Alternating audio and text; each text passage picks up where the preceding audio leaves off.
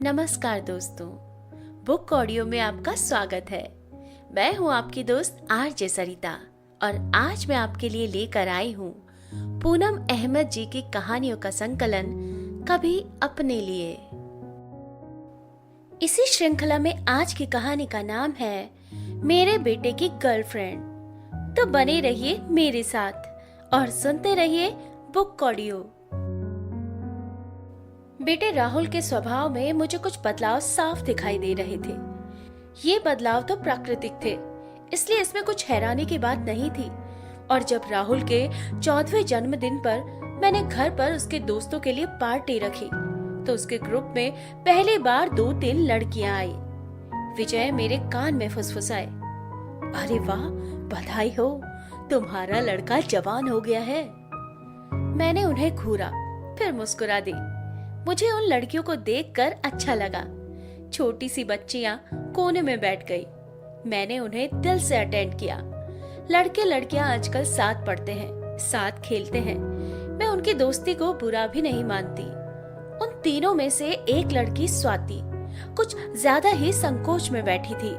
बाकी दो मुझे देखकर मुस्कुराती रही, 2-4 बातें भी की, लेकिन स्वाति ने मुझसे नजरें भी नहीं मिलाई। तो मुझे बहुत अजीब सा लगा। मैंने अपनी 17 वर्षीय बेटी स्नेहा से भी कहा, ये लड़की इतना शर्मा क्यों रही है? स्नेहा बोली, अरे मम्मी छोड़ो भी, इतने बच्चों में एक लड़की के व्यवहार पर इतना क्यों सोच रही हो? मेरी तसल्ली नहीं हुई। मैंने विजय से कहा, वो लड़की तो कुछ खा भी नहीं रही है, बहुत संकोच कर रही है। सब बच्चों को देखो कितनी मस्ती कर रहे हैं। विजय ने कहा, हाँ कुछ ज्यादा ही चुप है। खैर छोड़ो, बाकी बच्चे तो मस्त है ना। राहुल ने केक काटा तो हमें खिलाने के बाद उसकी नजरें सीधे स्वाति पर गई। तो मैंने राहुल की मुस्कुराहट में एक पल के लिए कुछ नई सी बात नोट की। माँ हूँ उसकी, लेकिन किसी से कुछ कहने की बात नहीं थी। खैर कुछ गेम्स, फिर डिनर के बाद बच्चे खुशी खुशी अपने घर चले गए। मैंने बाद में राहुल से पूछा, सिया और रश्मि तो सबसे अच्छी तरह बात कर रही थी, ये स्वाति इतना क्यों शर्मा रही थी? राहुल मुस्कुराया, हाँ उसे शर्म आ रही थी। क्यों, शर्माने की क्या बात थी? अरे मम्मी, हमारे सब दोस्त हम दोनों का नाम साथ में लेकर खूब चिढ़ाते हैं ना। मैं चौंकी, क्या, क्यों चिढ़ाते हैं? अरे आपको भी ना हर बात समझाकर बतानी पड़ती है मम्मी। सब दोस्त एक दूसरे को किसी न किसी लड़की का नाम लेकर छेड़ते हैं। मैं अपने युवा होते बेटे के समझाने के इतने स्पष्ट ढंग पर कुछ हैरान सी हुई। फिर मैंने कहा, ये कोई उम्र है इन मजाकों की? पढ़ने लिखने खेलने की उम्र है। लिव इट मम्मी, आप हर बात को इतना सीरियसली क्यों लेती हैं? सभी ऐसी बातें करते हैं। फिर मैंने आने वाले दिनों में नोट किया कि राहुल का फोन पर बात करना बढ़ गया है। कई बार मैं उठाती तो फोन काट दिया जाता था, फिर राहुल के उठाने पर बात होती रहती थी। मेरे पूछने पर राहुल साफ बताता कि स्वाति का फोन है। मैं कहती, इतनी क्या बात करनी होती है तुम दोनों को? राहुल नाराज हो जाता, मेरी फ्रेंड है, क्या मैं उससे बात भी नहीं कर सकता? धीरे धीरे ये सब बढ़ता ही जा रहा था। स्वाति हमारी सोसाइटी में ही रहती थी। उसके मम्मी पापा दोनों नौकरी पेशा थे। मैं उनसे कभी मिली नहीं थी। राहुल और स्वाति एक ही स्कूल में थे, एक ही बस में जाते थे। दोनों के शौक भी एक जैसे थे। राहुल अपने स्कूल की फुटबॉल टीम का बहुत अच्छा प्लेयर था और स्वाति उसके हर मैच में उसका साहस बढ़ाने के लिए उपस्थित रहती। मैं विजय से कहती, कुछ ज्यादा ही हो रहा है दोनों का। विजय कहते, तुम ये सब नहीं रोक पाओगी। अब तो उसकी ऐसी उम्र भी नहीं है कि ज्यादा डांट डपट की जाए। अब तक हमेशा 90% से ऊपर अंक लाने वाला मेरा बेटा कहीं पढ़ाई में ना पिछड़ जाए, इस बात की मुझे ज्यादा चिंता रहती। मैं रात दिन अब राहुल की हरकतों पर नजर रखती और महसूस करती कि मैं किसी भी तरह राहुल और स्वाति को एक दूसरे से मिलने से रोक ही नहीं सकती। सारा दिन तो साथ रहते थे दोनों। कुछ और समय बीता।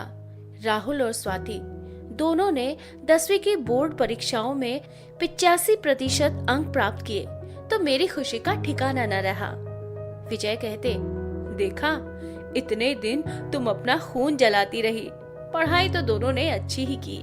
मैं कुछ कह नहीं पाई। राहुल को हमने गिफ्ट में एक मोबाइल फोन दिया तो वो बहुत खुश हुआ। कई दिनों से कह रहा था कि उसे फोन चाहिए। फिर मैंने धीरे धीरे अपने मन को समझा लिया कि स्वाति राहुल की गर्लफ्रेंड है और मैं उसे कुछ नहीं कह सकती। सांवली सी पतली दुबली स्वाति महाराष्ट्रियन थी, हम उत्तर भारतीय कायस्थ। वो मुझसे अब भी कतराती थी। एक ही सोसाइटी थी, कई बार सामना होता तो वो नजरें चुरा लेती। मुझे गुस्सा आता, राहुल से कहती, और भी तो लड़कियां हैं, सब हाय हेलो करती हैं, और इस लड़की को इतनी भी तमीज नहीं कि कभी विश ही कर दे। राहुल तुरंत उसकी साइड लेता। वो आपसे डरती है मम्मी। क्यों? क्या मैं उसे कुछ कहती हूँ?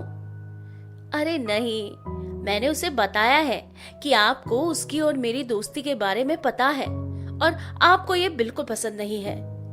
मैं कहती, दोस्ती को मैं थोड़े ही बुरा समझती हूँ, लेकिन हद से बाहर कुछ दिखता है तो गुस्सा आता ही है, सब खबर है मुझे। राहुल पैर पटकता चला जाता। कुछ समय और बीता, दोनों की 12वीं भी हो गई। इस बार राहुल के 91% और स्वाति के 93% अंक आए। हम सब बहुत खुश थे। अब राहुल ने कॉमर्स ली और स्वाति ने साइंस। अब तो कई मेरी करीबी सहेलियां सोसाइटी के गार्डन में सैर करते हुए स्वाति को आते जाते देखकर मुझे कोहनी मारती, देख, तेरे बेटे की गर्लफ्रेंड जा रही है। मैं ऊपर से मुस्कुरा देती और दिल ही दिल में सोचती, इसका मतलब अच्छे खासे मशहूर हैं दोनों। मुझे अच्छी तरह पता चल गया था कि दोनों एक दूसरे को बहुत सीरियसली लेते हैं। अब मैं ही विजय से कहती, बचपन से ये दोनों साथ हैं। मुझे तो लगता है अपने पैरों पर खड़ा होने पर ये विवाह भी करेंगे। विजय मेरी इतनी गंभीरता से कही गई बात को हल्के फुल्के ढंग से लेते और हंसकर कहते, वाह, क्या हमारे घर में महाराष्ट्रियन बहू आ रही है, क्या बुराई है। अब तो मैं भी मानसिक रूप से उसे बहू के रूप में देखने के लिए तैयार हो गई थी। मन ही मन कई बातें उसके बारे में सोचती रहती। स्नेहा कभी अपनी टिप्पणी देती, कभी चुपचाप हमारी बात सुनती। वो भी हमें राहुल और स्वाति की कई बातें बताती रहती। वक्त अपनी रफ्तार से चल रहा था। राहुल का यही मुंबई में एडमिशन हुआ, स्वाति का कोटा में। मैं सोचती अब तो बस फोन ही माध्यम होगा इनकी बातचीत का। स्वाति कोटा चली गई। राहुल कई दिन चुप व गंभीर सा रहा। फोन पर बात कर रहा होता तो मैं समझ जाती उधर कौन है। वो कई बार फोन पर दोस्तों से बात करता, लेकिन जब वो स्वाति से बात करता तो उसके बिना बताए मैं उसके चेहरे के भाव को समझ जाती कि उधर स्वाति है फोन पर। अब राहुल बीकॉम के साथ साथ सीए भी कर रहा था। मैंने आश्चर्यजनक रूप से एक बड़ा परिवर्तन महसूस किया। अब किसी अवनी के फोन आने लगे थे। राहुल की बातों से पता चला कि उसके क्लास फेलो अवनी उसके खास दोस्त है। एक दो बार वो उसे किसी प्रोजेक्ट की तैयारी के लिए 2-3 दोस्तों के साथ घर भी लाया। उनकी दोस्ती साधारण दोस्ती से हटकर लगी। अवनी ने मुझसे पूरे कॉन्फिडेंस से बात की। किचन में मेरा हाथ बटाने भी आ गई। वो साउथ इंडियन थी, स्मार्ट थी। जब तक घर में रही राहुल राहुल करती रही। मैं चुपचाप उसके भाव भंगिमाओं का निरीक्षण करती रही और इस नतीजे पर पहुंची कि जो संबंध अब तक राहुल का स्वाति से था वही आज अवनी से है। मुझे मन ही मन राहुल पर गुस्सा आने लगा कि ये क्या तमाशा है, कभी किसी लड़की से इतनी दोस्ती तो कभी किसी और से। वो अवनी के साथ फोन पर गप्पे मारता रहता। मैंने 1-2 बार पूछ ही लिया, स्वाति कैसी है? ठीक है, क्यों? उससे बात तो होती रहती होगी। हाँ, कभी फ्री होता हूँ तो बात हो जाती है, वो भी बिजी है और मैं भी। मैंने मन ही मन सोचा, हाँ मुझे पता है तुम कहाँ बिजी हो। मैंने इतना ही कहा, तुम्हारी तो वो अच्छी फ्रेंड है ना, उसके लिए तो टाइम मिल ही जाता होगा। वो झुंझला गया, तो क्या उससे रोज बात करता रहूं और रोज रोज कोई क्या बात करे। मैं हैरान उसका मुंह देखती रह गई और वो पैर पटकता वहां से चला गया। अब राहुल पर मुझे हर समय गुस्सा आता रहता। अवनी कभी भी उसके दोस्तों के साथ आ जाती, लंच करती, हम सबसे खूब बातें करती। रात को बेडरूम में विजय को देखते ही मेरे मन का गुब्बार निकलना शुरू हो जाता। पुरुष है ना, किसी लड़की की भावनाओं से खेलना अपना हक समझता है।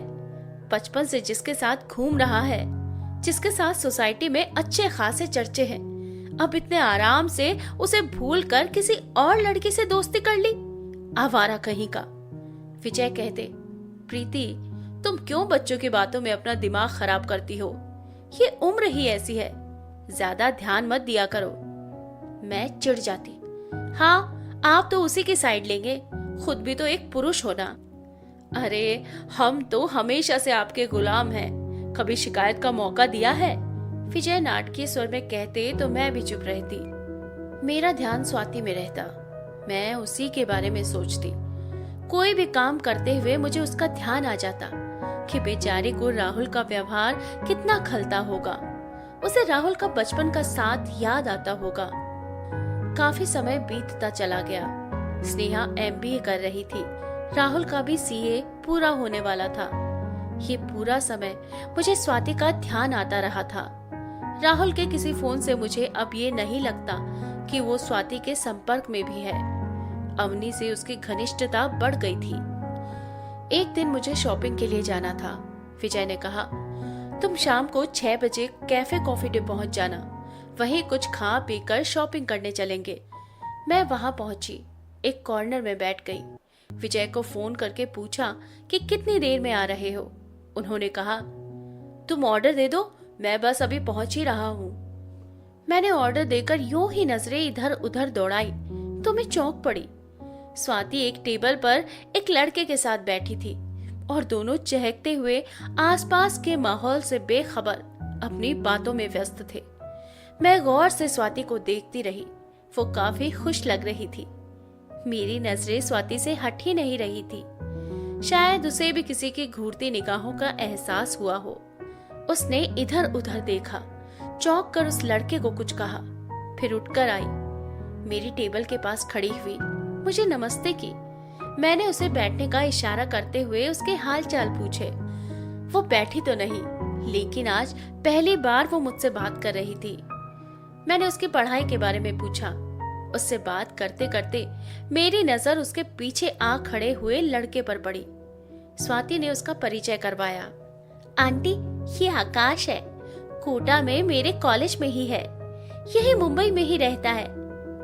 मैंने दोनों से कुछ हल्की फुल्की बात की, फिर वे दोनों बाय आंटी कहकर चले गए। मैं स्वाति को हंसते मुस्कुराते जाते देखती रही। मैं सोच रही थी, ये लड़की कभी नहीं जान पाएगी कि ये कितने दिनों से मेरे दिमाग पर छाई थी। मैंने मन ही मन पता नहीं क्या रिश्ता बना लिया था इससे। पता नहीं इसकी कितनी भावनाओं से मेरा मन जुड़ गया था। लेकिन आज मैं स्वाति को खुश देखकर बेहद खुश थी।